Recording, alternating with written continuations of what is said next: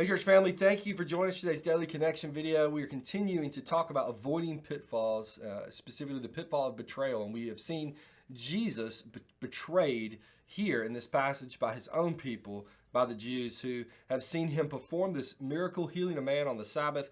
And they are doing everything they can to try and catch him. And they see him doing this, which they believe is against the law. Now, never mind that he's doing the work of the Father. Brother Brent has kind of talked about that.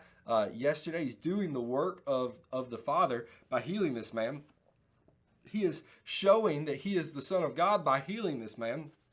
But the Jews are not paying attention to that. They're only paying attention to the fact that this guy who's causing a lot of problems for them is doing something that is against the law. And so Jesus kind of begins to go in on them and really explain why he's doing what he's doing. He's doing it because this is what the Father has shown him to do. All these works that he had done up to this point, man, they were growing the faith of his followers. Those people who had been so entrenched in the law at this point, again, like I mentioned a couple of days ago, they had been worshiping the law.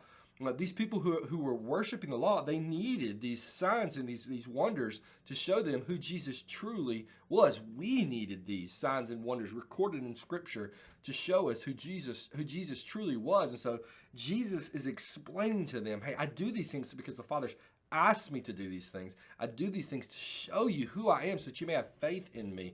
And then he picks up here in verse 20, chapter 5 of John, verse 20, Jesus says this, "For the Father loves the Son and shows him everything he is doing, and he will show him greater works than these, so that you will be amazed." So Jesus has performed these works that the Father has shown him to perform, so that people will have faith in him. They'll see who he is. But he says that he will show him even greater works than these, so that you will be amazed. What are these greater works? What is Jesus referencing?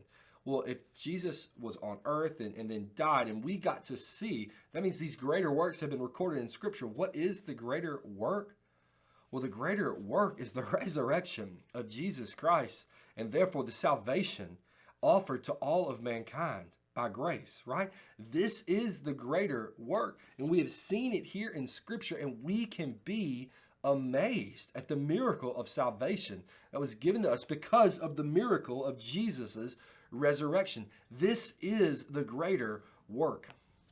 I don't know about you, but I think that at times the wonder of the resurrection of Jesus Christ, the wonder of him defeating sin and defeating death, the wonder of him bringing us out of that same sin and death that we deserve, miraculously bringing us out of that into salvation in an everlasting relationship with the Father.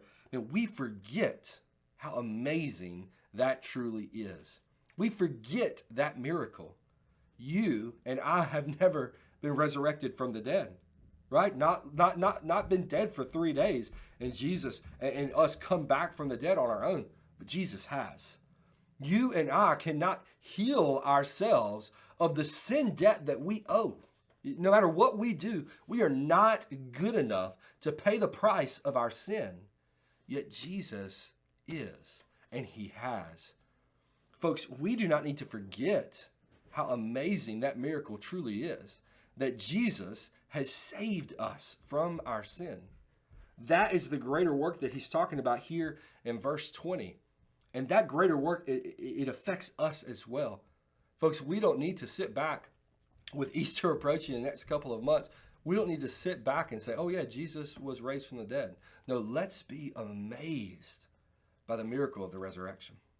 Our author gives us a couple of questions for us to look at here. The first is, from the resurrection, what can we understand about Jesus? What can we know about Jesus from the resurrection? Obviously, that he has offered us salvation through that. I think also it affirms that he is the Son of God. There's no doubt of that. We can affirm that from the resurrection. And the second question, how have you responded to Jesus' signs and wonders as revealed in Scripture?